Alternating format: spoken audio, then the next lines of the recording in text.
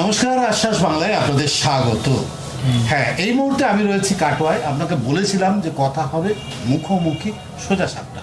কার সাথে কথা বলবো জানেন আজ? আসলে তার রাজনৈতিক যদি ইতিহাসটা যদি দেখা যায় তাহলে 30 বছর ধরে বিধায়ক পদে। অদ্ভুতভাবে মানুষটির বয়স প্রায় 77, আর 3 বছর গেলেই হয়ে যাবে না 80। এই বয়সেও দলের কাণ্ডারি, বলতে গেলে পূর্ব বর্ধমানের বড় ভরসার মানুষ তিনি রাজনৈতিক দলের কাছে। তাই দল তাকে সবসময় গুরু দায়িত্ব দিয়ে আসেন। কিন্তু এবছরের প্রেক্ষাপটটা কি চাহিদা ছিল? তিনি এত বছর ধরে দীর্ঘ 3টে বিধানসভায় তিনি ছিলেন একটি রাজনৈতিক দলের হয়ে।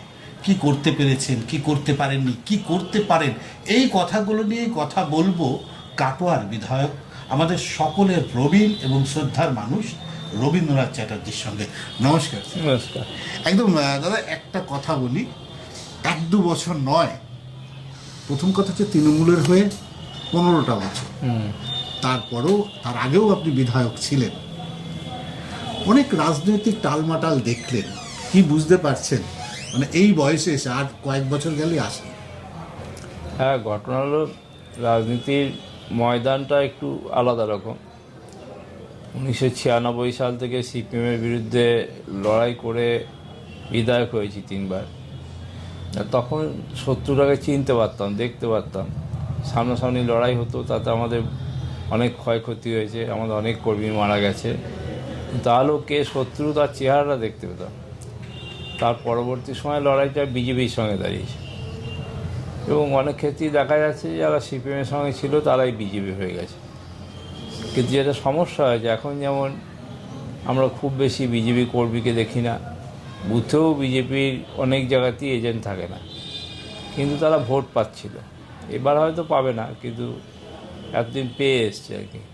সেইটাই একটা আশ্চর্যজনক ব্যাপার, যদিও আশ্চর্যের ব্যাপার ঠিক নয়। তার কারণ হলো মূলত ধর্মীয়ভাবে পশ্চিমবঙ্গে যেটা কোনো দিনই রাজনীতির কারণ হয়নি। 1946-এর জাতি দাঙ্গার পরেও হিন্দু মহাসভা পশ্চিমবঙ্গে সেভাবে দাগ কাটতে পারেনি, কিন্তু এখন বিজেপি সারা ভারতবর্ষেই এই ধর্মীয় মেরুকরণটা করে দিতে পেরেছে। যদি ধর্মীয় মেরুকরণই হয়, কাটোয়া তো সবচেয়ে বেশি ধার্মিক জায়গা। কাটোয়ার রেজাল্টটা তো সবার আগেই পাল্টে যেতে পারতো না, সে কারণে তো মন্দিরের জায়গা, সে কারণে তো একটা সমস্যা তৈরি হয়েছে, অস্বীকার করার জায়গা নেই। পাল্টায়নি এই কারণ কাটোয়ার মানুষ আমাদের ভালোবাসে, আমাদের চায়, এবং তৃণমূল কংগ্রেসের সুপ্রিমো মমতা বন্দ্যোপাধ্যায় যে কাজগুলো করছেন তা সবটাই মানুষের উপকারের জন্য, এবং মানুষের যে কোনো বিপদে তিনি পাশে থাকেন। সেই অবস্থায় সেই জায়গাটা তৈরি হয়নি আর কি। কাটোয়ার যদি বলা যায়, কাটোয়ার সড়ক ব্যবস্থাকে আপনি ঢেলে সাজিয়েছেন। একদম বলা যায় সড়ক ব্যবস্থায় কোথাও কাঁচা রাস্তা কেউ পাবে না, এটা আমরা ঘুরে দেখেছি। যেটা হচ্ছে যানজট, এর কারণটা কি? কাটোয়ার ঘনবসতি। ঘনবসতি বলতে একটা পৌর এলাকায় যতটা ডেনসিটি থাকা উচিত তার অন্তত 10 গুণ বেশি কাটোয়ার জনসংখ্যা। ছোট্ট শহর, মানে পৌর এলাকা হলেও খুব, মানে ভৌগোলিক এলাকা দাঁইহাটের থেকেও আমাদের ছোট একদম। তা সেখানে এত মানুষ, আর যেটা সবচেয়ে বড় ব্যাপার হয়েছে, যেহেতু একটা শহর, যে শহরটার সঙ্গে 4টে জেলার যোগাযোগ আছে, লক্ষাধিক মানুষ বিভিন্ন কাজে কাটোয়ায় আসে, আবার তারা ফিরে যায়। এই লোকের চাপটা নেওয়া কাটোয়ার পক্ষে খুব সমস্যা হয়ে দাঁড়িয়েছে। মানে এটার আসল সমস্যা হচ্ছে সড়ক ব্যবস্থাটাকে মসৃণ করে দেওয়া। সড়ক ব্যবস্থা যা আছে তাতে খুব খারাপ নেই, কিন্তু এলাকাটাকে বাড়াতে হবে। পৌর এলাকাটাকে আরও সম্প্রসারিত করলে এই সমস্যাটা যদি কিছু সমাধান হয়। একটা সময় কাটোয়ার মানুষ এখন অনেকটা শান্তিতে আছে, সেটা হচ্ছে জঙ্গলের ভয় ছিল। সেই জঙ্গলের ভয় থেকে কি মানুষ পরিত্রাণ পেয়েছেন বলে বলতে পারে? আতঙ্কে আমরা তো চেষ্টা করেছি সবসময় যাতে কাটোয়া শহর শান্ত থাকে, এবং ঘটনা এটা যে জঙ্গলটা ছিল সিপিএমের মানে পোষা গুন্ডা বাহিনী, তাদের হয়ে সব জায়গাতেই, মানে স্কুলেও তারা মারপিট করতো, কলেজেও তারা মারপিট করতো, কারণ ওদের সংগঠন ছিল না, ওদের নিয়েই সব কিছু করতো। তো রাতারাতি তারা তৃণমূলে চলে যাওয়ার পর সেই ওদের যে স্বভাব, সেই স্বভাবটা তারা চালিয়ে যাচ্ছিল এবং সেক্ষেত্রে প্রশাসনিক কিছুটা সুবিধা পাচ্ছিল। আমরা তৃণমূল কংগ্রেসে যাওয়ার সময় আমাদের দলের নেতৃত্বকে বলেছিলাম যে আমরা কিন্তু ওদের সঙ্গে দল করতে পারবো না, কারণ ওরা মানুষের উপর অত্যাচার করবে, ওদের কোনো প্রফেশন নেই, ক্রাইমই ওদের প্রফেশন, সেই মানুষদের সঙ্গে আমরা মিশবো কী করে। দল বলেছিল না আপনারা করুন, কোনো অসুবিধা হবে না। দল কথা রেখেছে, আমাদেরকে সেটুকু জায়গা দিয়েছে যাতে আমরা ওই ধরনের মানুষদের থেকে আলাদা করে রাজনীতিটা করতে পারি। এবং এখন আমরা অন্ততপক্ষে তাদের মানে একটু ঠান্ডা করে রাখতে পেরেছি এবং আমাদের লক্ষ্যই হলো এই ধরনের মানুষদের যাতে রাজনীতিতে আসতে না পারে সেই চেষ্টা করা। আশা করি সেটা সম্ভব হবে, তা নাহলে তো আবার কাটোয়ার মানে প্রশাসনিক অবস্থাটা খুব খারাপ জায়গায় চলে যাবে। একদম কাটোয়ার একটা সময় কাটোয়ার আতঙ্ক যেটা ছিল, মানুষ সেই জায়গায় অনেকটা শান্তিতে মানুষ এই সময়টা বসবাস করতে পারছে, এটা একটা ঠিক। কিন্তু একটা কথা যেটা হচ্ছে, লালু প্রসাদ যখন রেলমন্ত্রী ছিলেন সেই সময় একাধিকবার আপনি মানে দরবার করেছিলেন একটা এখানে ওভারব্রিজের জন্য, একটা বিকল্প একটা রাস্তা যেটা যানজট হয়ে যাওয়ার জন্য। সেটা কি শুধু স্বপ্নই থেকে গেল?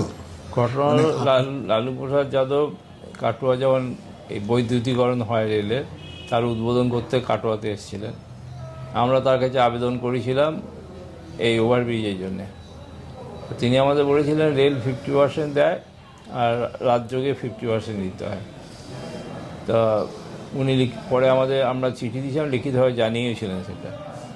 এবার তখন বামফ্রন্ট সরকার, এবার আমি যখন মুখ্যমন্ত্রীকে বললাম, মুখ্যমন্ত্রী বললেন, পূর্তমন্ত্রী ছিলেন ক্ষিতি গোস্বামী, ওকে বলার জন্য। ক্ষিতি গোস্বামী বললো আমাদের রাজ্য বাজেটে অত টাকা নেই, আমরা কোথাও উড়ালপুলের টাকা দিতে পারছি না। সেই প্রসঙ্গটা তো আর আগাচ্ছিল না। এরপরে যখন মুখ্যমন্ত্রী মমতা বন্দ্যোপাধ্যায় আসলেন, তার কাছে আমরা আবেদন করেছিলাম। তিনি বললেন যে হ্যাঁ, যদি রেল রাজি থাকে আমরা টাকা দেবো। এবং সেই মতো আমি আবার বিজেপি সরকারের রেলমন্ত্রীকে চিঠি লিখলাম। প্রথমে তারা কোনো উত্তর দিল না, পরে জানালো যে হ্যাঁ রাজ্য সরকারের সঙ্গে কথা হয়েছে, তারা টাকা দেবে বলেছে। এখন আমাদের একটা জয়েন্ট ইন্সপেকশন করতে হবে, রেলের ইঞ্জিনিয়াররা যাবে আর রাজ্য সরকারের পিডব্লিউডি দপ্তরের ইঞ্জিনিয়াররা থাকবে, থেকে জায়গা দেখে কাজ শুরু হবে। দেখেও গিয়েছে, তার ইন্সপেকশন হয়েছে, কিন্তু তারপরে আর কোনো আলোচনাই হচ্ছে না দেখে আমরা আবার চিঠি দিলাম রেলমন্ত্রীকে। তিনি বললেন যে আমরা একমত হতে পারিনি জায়গা কোন দিকে রেল ইয়েটা করা উচিত, এবং সেই অবস্থাতেই এটা ঝুলে আছে। প্রকৃতপক্ষে এটা কেন্দ্র সরকারের একটা বিজেপি সরকার চায় না যে এরকম কোনো কাজ হোক। যেভাবে আমাদের তাপবিদ্যুৎ কেন্দ্রটাকে ঝুলিয়ে রেখেছে, এক্ষেত্রেও সে একই সমস্যা তৈরি করে। তাপবিদ্যুৎ কেন্দ্রের ভবিষ্যৎ কি? জমি তো তাপবিদ্যুৎ কেন্দ্রের তো প্রথমত এটা বিজেপি সিপিএমের একটা ভাবনা ছিল। কেন ভাবনা বলছেন? 2006-এর বিধানসভা নির্বাচনের ঠিক আগে এর শিলান্যাস করেছিল বামফ্রন্ট সরকারের 2 মন্ত্রী, কিন্তু তারপরে জমি আন্দোলন শুরু হলো। কিন্তু জমি আন্দোলন এখানে খুব বেশি দিন হয়নি, তার কারণ এই ব্যাপারটা আমি যখন মাননীয় মুখ্যমন্ত্রী বুদ্ধদেব ভট্টাচার্যকে বলেছিলাম, উনি কিন্তু খুব লিবারেলি বলেছিলেন যে আপনি কৃষকদের সঙ্গে আলোচনা করুন, তারা কি চাইছে সে মতো আমরা সরকারিভাবে যেটা করা যায় করব। এবং তিনি সেটা করেছিলেন, যার জন্য জমি ন্যায্য দাম পাওয়াতে কৃষকরা তো জমি দিয়ে দিয়েছে, জমি পেয়েও গেছে। এটা করেছিল পিডিসিএল, রাজ্য সরকারি সংস্থা। কিন্তু পরে আমরা যেটা দেখেছিলাম, এর জন্য কোনো ফান্ডই ছিল না। তার অর্থ তো এই প্রজেক্টটাকে ভারত ছাড়া কী বলবো, কোনো ফান্ড ছিল না। আলটিমেটলি তাই হলো, ওটা পিডিসিএল থেকে এনটিপিসিতে ট্রান্সফার হয়ে গেল। আমরা তখন আশা করলাম যে এটা হবে। এবং তারপর যখন মুখ্যমন্ত্রী মমতা বন্দ্যোপাধ্যায় হলেন, উনি 600 একর ওপর জায়গা অলরেডি তখন অ্যাকোয়ার করা হয়ে আছে, বাউন্ডারি ওয়াল দেওয়া আছে। তারপরেও আরও 100 একর জায়গা রাজ্য সরকারের তিনি বিনামূল্যে এনটিপিসিকে দিলেন, কিন্তু তারপরেও কাজ হচ্ছে না। এবং এখানে যে অফিসটা ছিল, সে অফিসটাও মানে 2 জন লোক রেখে বাকি সব লোক তুলে নেওয়া হলো। আমি আবার এর বিদ্যুৎ মন্ত্রীকে চিঠি দিলাম কেন্দ্রে। তিনি বললেন যে আমাদের সরকার কয়লা পুড়িয়ে বিদ্যুৎ করতে রাজি না, কারণ তারা আদারওয়াইজ অন্য কোনোভাবে করা যাবে কিনা, তেল দিয়ে বা অন্য কিছু ফিউয়েল দিয়ে, বিকল্প। কিন্তু তার কোনো উত্তর তারা দেয়নি। এরপরে আমি মাননীয় মুখ্যমন্ত্রীকে চিঠি লিখেছিলাম যে জায়গা সবটাই তো রাজ্যের, যে কোনোভাবেই হোক অ্যাকোয়ার করার পর এনটিপিসি কন্ট্রোলে আছে, তা ওরা যদি কারখানা না করে তাহলে তো এই জায়গা রাখার ওদের কোনো অধিকার নেই। তাই এই জায়গাটা রাজ্য সরকার ফেরত চাক এবং সেখানে একটা বিকল্প অন্য কিছু ব্যবস্থা করা যায় কিনা দেখবে ইন্ডাস্ট্রির ক্ষেত্রে। এটা ক্যাবিনেটে আলোচনা হয়েছে, ক্যাবিনেট থেকে আলোচনার পর এনটিপিসিকে চিঠিও দেওয়া হয়েছে এই জায়গা ফেরত দেওয়ার জন্য, যদি তারা না করে, কিন্তু তার কোনো সদুত্তর তারা রাজ্য সরকারকে দেয়নি। কোথাও একটা গড়িমসি রয়েছে। গরিমাসি মানে ওরা চাইছে না পশ্চিমবাংলায় উন্নয়ন করতে হয়। কাটোয়ার তো সব হলো, কাটোয়ার কি শিল্পাঞ্চল নিয়ে কোনো ভাবনা আছে, মানে শিল্প নিয়ে কোনো ভাবনা আছে? যদিও এটা কৃষি নির্ভর একটা না, শিল্প করতে গেলেও জায়গার প্রয়োজন, এখানে সেটা বেশ অভাব। কিন্তু তাপবিদ্যুৎ কেন্দ্রটা তৈরি হলে সেটাকে কেন্দ্র করেই অনেক শিল্প হওয়ার সুযোগ এখানে ছিল, সেই সুযোগটাই নষ্ট হয়ে গেল। একটা বঞ্চনা বলাই যেতে পারে। বঞ্চনা মানে আপনি যেটা বলছিলেন ফেরেববাজি আর কি, প্রজেক্টকে দেখে একটা ফেরেববাজি, মানুষকে ভুল বোঝানো। অনেক কিছু করার ছিল, ভেবেছিলেন যখন রাজনীতিতে এসেছিলেন অনেক কিছু করবেন ভেবেছিলেন, মানুষের জন্য করবেন, কি করতে পারলেন আর কি করতে পারলেন না। আজকে প্রায় আর 3 বছর গেলে 80 হয়ে যাবে। করতে পারা না পারার মধ্যে মানে এই ফারাকটা লোককে বুঝিয়ে পারা যাবে না। আমরা যখন আমি 1995 সালে কাটোয়া পৌরসভার পৌর প্রধান হয়েছি, তখন কাটোয়া শহরে আপনি যে কথা বললেন বেশিরভাগ রাস্তায় কাঁচা ছিল, পানীয় জলের ব্যবস্থা ছিল না। সেখানেও বামফ্রন্ট সরকার এক জালিয়াতি করেছিল, এখানে একটা প্রজেক্ট করা হয় বলতে তার একজন মন্ত্রীকে দিয়ে শিলান্যাস করে দিয়েছিল, কিন্তু সেখানেও কোনো ফান্ডের ব্যবস্থা ছিল না। আলটিমেটলি পানীয় জল সে টিউবওয়েল থেকে খেতে হতো। আর যেহেতু গঙ্গা অজয় দুদিকে আছে, তাই আমাদের এখানকার পানীয় জলের প্রচুর আর্সেনিক। এবার তখন আমরা ভেবেছিলাম যে আর্সেনিক মুক্ত জল পেতে গেলে সারফেস ওয়াটার থেকে পানীয় জলের ব্যবস্থা করতে হয়। তখন দিল্লিতে কংগ্রেস সরকার, তা আমরা একটা প্রস্তাব পাঠিয়েছিলাম, সেই প্রস্তাব গ্রাহ্য হয়েছিল।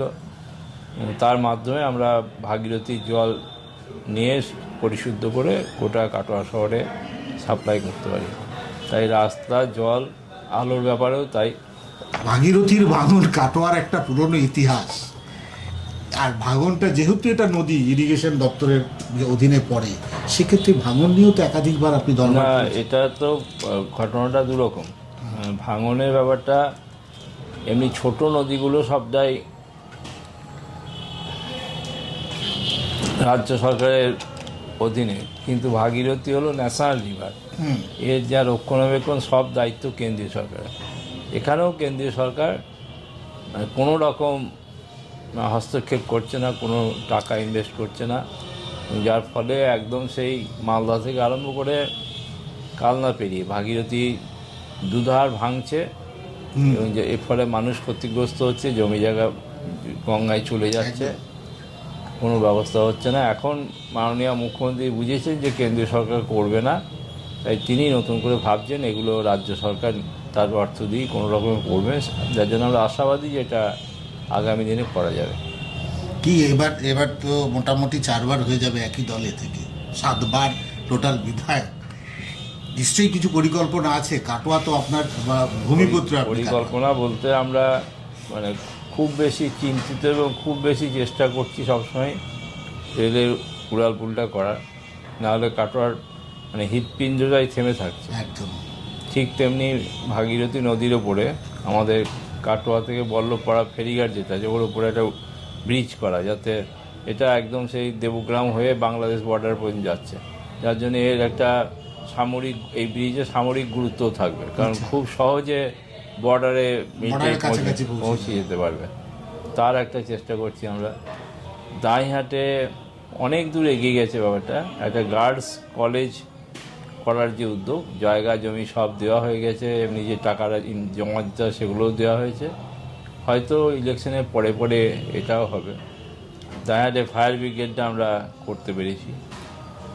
আর এমনিতে কাটোয়া শহরে আরও যাতে অন্য ধরনের উন্নয়নগুলোও করা যায় সে চেষ্টা করছি। খেলাধুলার ক্ষেত্রে আমরা একটা মাঠকে স্টেডিয়ামে পরিণত করতে পেরেছি। মাঠটা একটা ক্লাবের ছিল, তারা পৌরসভাকে দিয়ে দেয়, তারপরে পৌরসভার মাধ্যমে সেই মাঠটাকে আমরা স্টেডিয়াম করতে পেরেছি। আর একটা স্টেডিয়াম যেটা আছে সেটা মানে ঠিক করেছি কিন্তু পরিপূর্ণ করা যায়নি, সেগুলোও করবো আগামী দিনে। কাটোয়া হসপিটালটা অনেক উন্নত হয়েছে, একটা আগের থেকে অনেক উন্নত হচ্ছে। মহকুমা হাসপাতাল, সেখানে 18টা SGU সিট, হ্যাঁ, SNCU আছে, অন্যান্য অনেক সুযোগ চাপ সুবিধা। অনেক বেশি। অনেক বেশি, যেহেতু অন্যান্য জেলার পেশেন্ট আছে। তো এই হসপিটালটাও যাতে মাল্টি স্পেশালিটি হসপিটাল হয় সে নিয়েও আমরা মাননীয় মুখ্যমন্ত্রীকে বলেছি এবং আশা করছি যে ইলেকশনের পরে পরে সেটাও স্যাংশন হবে। আর কাটোয়া কলেজে মাস্টার ডিগ্রি পড়ানো হয় না, সে ব্যাপারেও আমরা একটা চেষ্টা করছি যাতে মানে সায়েন্স বেস নয় এরকম যে সাবজেক্টগুলো আছে সেগুলো খুলে যাতে মাস্টার ডিগ্রিটাও এখান থেকে করানো যায় সেই চেষ্টাও করছি আমরা। তাহলে নতুন করে আমরা কলেজ পাচ্ছি একটা মেয়েদের জন্য, হ্যাঁ, একটা কলেজ পাচ্ছি। পরিকল্পনা রয়েছে ওভারব্রিজ নিয়ে, নদীর উপরে একটা সাঁকোর পরিকল্পনা, সাঁকো বলতে পাকা সাঁকো, হ্যাঁ, পাকা সাঁকো, আর গঙ্গা ভাঙনের জন্য একটা পরিকল্পনা রয়েছে। লালু প্রসাদের সময় থেকে একটা ওভারব্রিজের জন্য তিনি একাধিকবার দরবার করেছেন। সমস্যা রাজ্য সরকারের থেকেও ছিল, সমস্যা কেন শেষবার যখন সবটাই পরিপূর্ণতা পায় সেই সময় নকশার ছলনা দেখিয়ে কেন্দ্র সরকারের একটা বঞ্চনার অভিযোগ উঠছে। নদী ভাঙন নিয়েও রয়েছে সমস্যা, সেটা নিয়েও একাধিকবার বলা হয়েছে, যেহেতু ভাগীরথী মূলত পরে হচ্ছে কেন্দ্র সরকারের অধীনে। সবটাই একটা বঞ্চনা। কাটোয়া যখন তিনি চাইছেন, কাটোয়া একটা 3 কিলোমিটারের একটা ছোট্ট শহর, ঘনবসতি শহরকে যখন সারাতে চাইছেন, যে সমস্যাগুলোকে অতিক্রম করতে চাই সেখানে বাধার তৈরি হচ্ছে। তবে এই আশু বাধা হয়তো খুব সম্প্রতি থাকবে না, কারণ দীর্ঘদিন বঞ্চনা করে কাউকে আটকানো যায় না। এটা প্রত্যাশা করাই যেতে পারে আগামী দিনে সুদিনটা আসবে, এটা আমরা প্রত্যাশা করি। অসংখ্য ধন্যবাদ আজকে আশ্বাস বাংলায় আপনি আমাদের সময় দেওয়ার জন্য। দর্শক বন্ধুদেরও আপনাদেরও শুভেচ্ছা জানাচ্ছি। সঙ্গে থাকবেন, দেখতে থাকবেন আশ্বাস বাংলা।